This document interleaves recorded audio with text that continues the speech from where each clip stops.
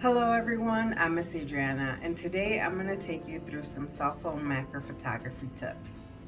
This is going to go great with the Lego building challenge that starts today. Let me show you the Lego set that I built, how I lit it, and set everything up.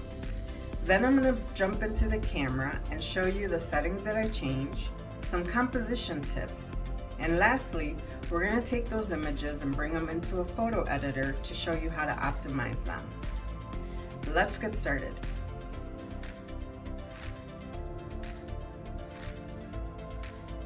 Here we are at my desk, and as you can see, I have created a Lego scene from the Lego movie. So we have Emmett here in his little apartment. And then what I did is I taped up some images, just some city images in the background, just because I do have some windows here. So when I do decide to take the picture, that way you can see something in the background. So I'm using two little lights. These are called lume cubes. And they're very bright. As you can see, they get really bright, and you can pop them just about anywhere. So what I'm doing when I'm looking for lighting is, in this situation, I really do not want to have like really harsh shadows. So as you can see, when I do just shine the light straight onto it, you will see those shadows popping in the background, and that's not something that I want. So what I'm doing is I'm actually aiming it up, and then I'm going to use a piece of cardstock and then shoot from below. So right now my camera adjusted to those settings. Let's go ahead and adjust. So as you can see now, there's not harsh shadows, and I'm able to control the situation as I can see the lighting kind of pop in. I also have this other light set up here with two little gels. So this is a purple and a orange, just to kind of give a little bit of color to the background. So as you can see, the background looks kind of like it's in sunset, and if I look through that window, it does look like sunset. And this window looks darker, which is good because the sun sets on one side and usually the other side is pretty dark. And I can relight this any way that I need to, depending on what angle I'm going to be shooting from. So I am going to shoot various angles. The first one I'm probably going to do is this angle. And what I'm looking for is getting Emmett into a good composition. So let me set up my camera real quick, and then we'll go ahead and take a look at how to take some of these images. Alright everyone, so here I am back in my camera. So I'm screen recording so you can see some of the changes that I make to the camera. What I do have is I actually am just holding the phone directly on my table right here. So as you can see, my hand is right there. So my cell phone is kind of just standing straight up. And this gives me some really great stability instead of like trying to just hand hold it, and then you can see my fingers start popping into that image. But by holding it directly onto the surface and my hand is just above here holding the phone, that's going to give me really great stability.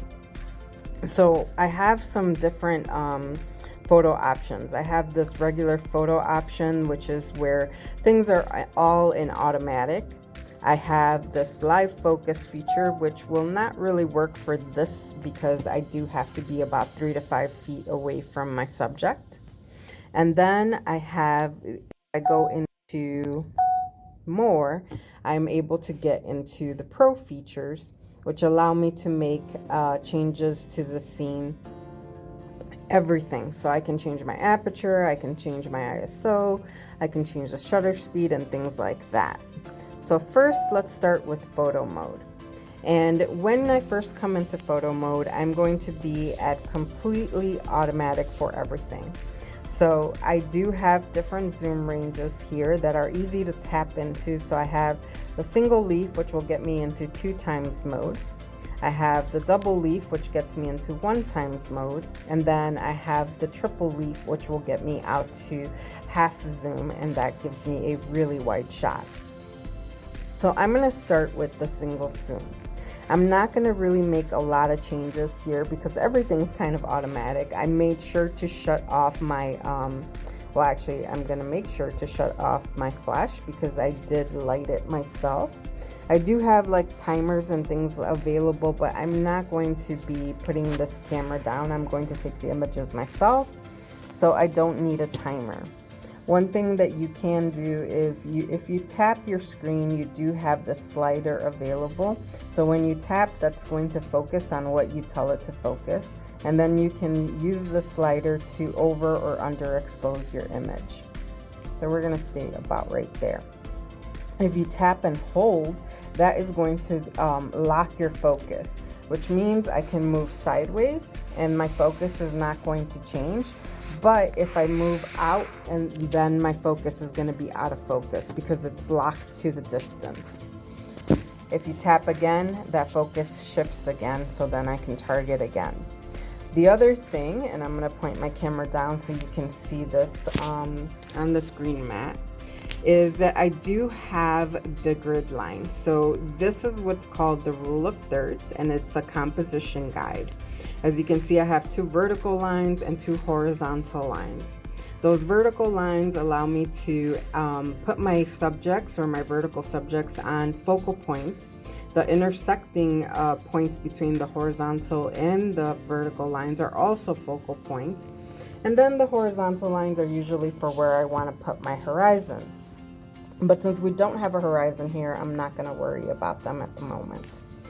So I'm going to start with the regular 1 zoom, and I'm going to tap my screen real quick, and then I'm going to start taking some images. Now some of these I am probably going to have to crop in post-processing just because I don't want to see like these edges here, and I don't want to see the top as well. So I know I'm going to be doing some recomposition in post, which is fine, but I'm still trying to stay as good as I can with those composition lines.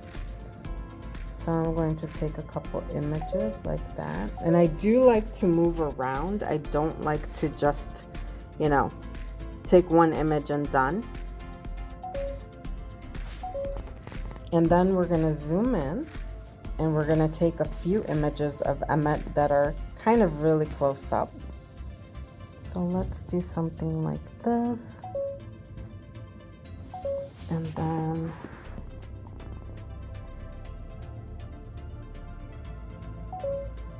Emmett with his happy little plant.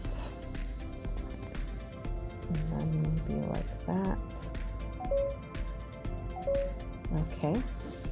So that is going to do it for our automatic mode. Now I'm going to go into the more, and I'm going to go into my pro features so that you can see some of the things that you can change. And not every phone is going to have pro features, but some can. So I'm looking at my white balance, and your white balance is basically you're telling the camera what white is. So if I go towards one end, it's going to get very warm. If I go towards the other end, it's going to get very cool. So I'm looking that those whites are about where I want them to be. So I'm probably going to do 4500 for this one. And this all depends on your lighting situation. So your white balance could be very different. Then I do have my ISO, which for in here with the lighting that I have, 400 is fine. But if I shift that down, as you can see, things get really dark. And if I go high, it's going to get really overexposed. So we're going to stay at 400. My shutter speed and aperture, I have my aperture set at 1.5. So that's why I have a very high shutter speed of 350 to make sure that I'm getting some as crisp images as I can, as sharp as I can get them. So first I'm going to take some wide shots. So I'm going to take a couple images like this. And again, I'm just kind of repositioning my camera in different angles and locations. Let's do one head on. And then we can zoom in. So I'm just kind of zooming in. And again, taking a couple images in various angles. Always looking at my grid to see that I'm composing things the way that I want to.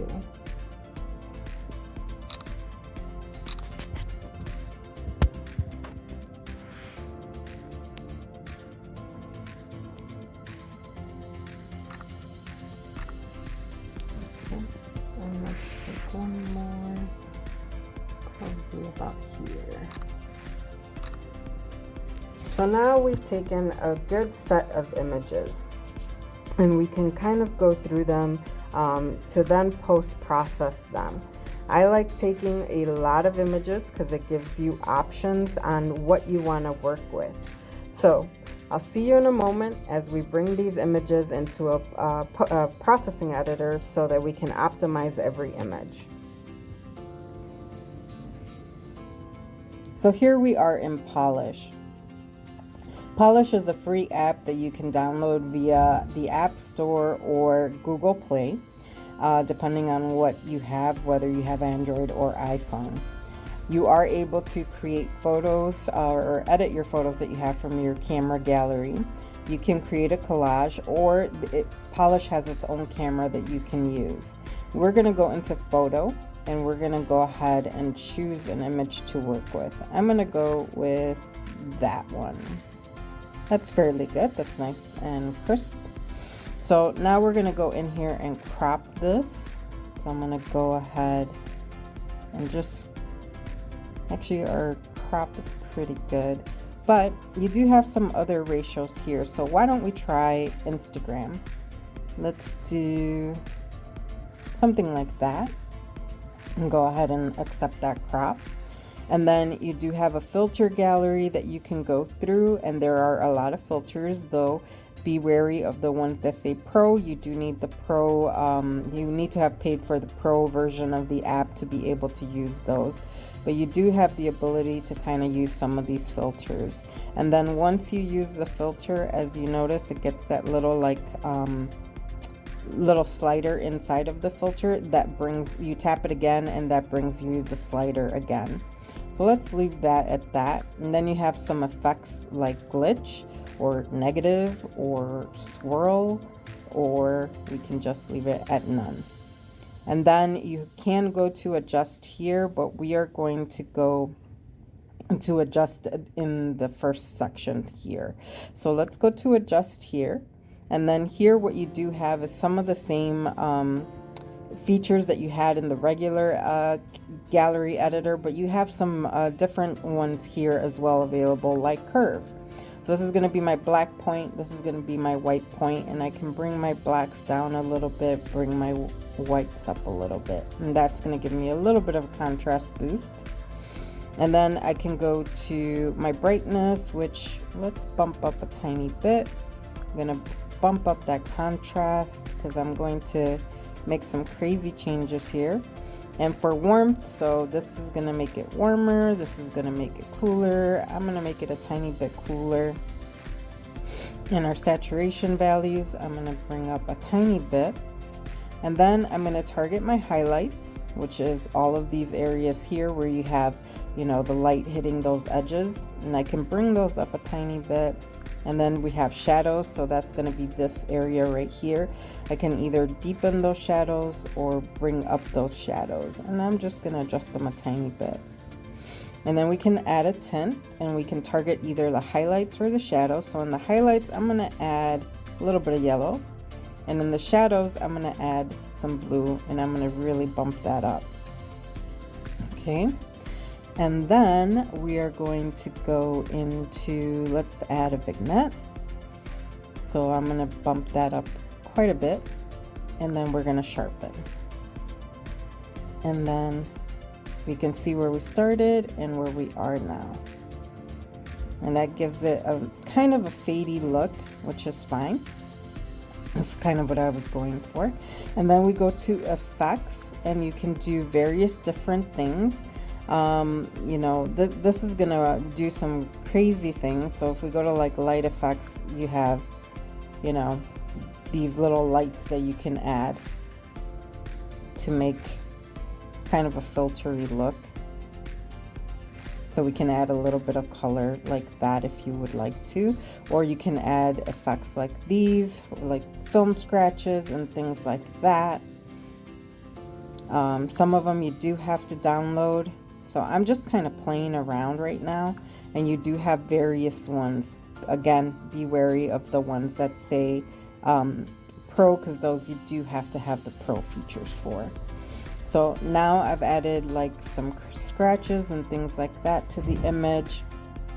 I'm gonna go ahead and accept that, and that's making my image look really funky.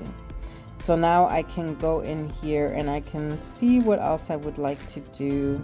There's not much else that I would like to do. Maybe add some text like Halloween. And there we go. And then we're going to tap that and see what, let's do something like that. And I think, or let's do blackout. There we go. And then we can change the color to something dark.